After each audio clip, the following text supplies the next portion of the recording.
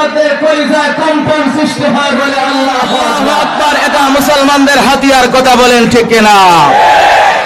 এই নারায়ে তাকবীর আল্লাহু আকবারের স্লোগান দিয়ে যখন মুসলমানরা সামনের দিকে অগ্রসর হবে, খোদার কসম করে বলি, এই পৃথিবীর যত পরাশক্তি, এই পৃথিবীর যত তাগুতি শক্তি পলায়ন করতে বাধ্য হবে, কথা বলেন ঠিক কিনা?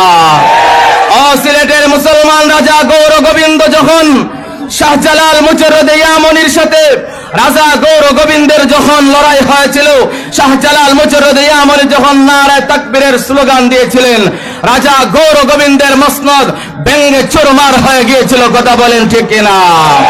আমরা শাহজালালের উত্তরসূরি, আমরা শায়েখে কাতিয়ার উত্তরসূরি, আমরা শায়েখে গাজীনগরের উত্তরসূরি।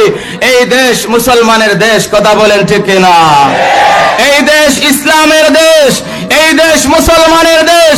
এই দেশের মধ্যে কোন ইসকন থেকে আমাদের মুসলমানের উপর আক্রমণ করবে আর আমরা বসে বসে আঙ্গুল চুষবো, এটা হতে পারে না, বলেন ঠিক কিনা? মুসলমান আমাদের অ্যাডভোকেট সাইফুল ইসলাম আলিফকে আদালত প্রাঙ্গণে যে ইসকন সদস্য হত্যা করেছে, এই হত্যার মাধ্যমে তারা প্রমাণ করেছে এই পৃথিবীর জমিনে সবচেয়ে বড় জঙ্গি সংগঠন হলো, সন্ত্রাসী সংগঠন হলো ইসকন, কথা বলেন ঠিক কিনা? আমরা এদেশের হিন্দুদেরকে জানিয়ে দিতে চাই, আপনারা বাংলাদেশ সরকারের সব সুবিধা ভোগ করেন। ফিলিস্তিন, আফগানিস্তান সহ গোটা বিশ্বের মধ্যে আজকে দেখা যায় যেদিকে মুসলমানের আর্তনাদ শোনা যায়, দেখা যায় মুসলমানরা নির্যাতিত হচ্ছে।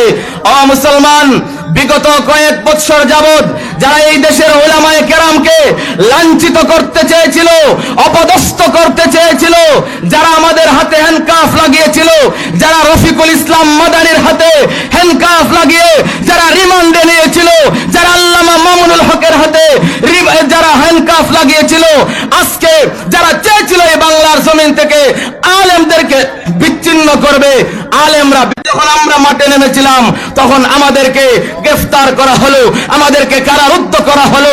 মুসলমান স্পষ্ট বলে দিতে চাই, আমরা মুসলমানদের ইজ্জতের জন্য, আল্লাহর নবীর ইজ্জতের জন্য শুধু কারাবরণ নয় বরং জীবন দিতে প্রস্তুত, কথা বলেন ঠিক না?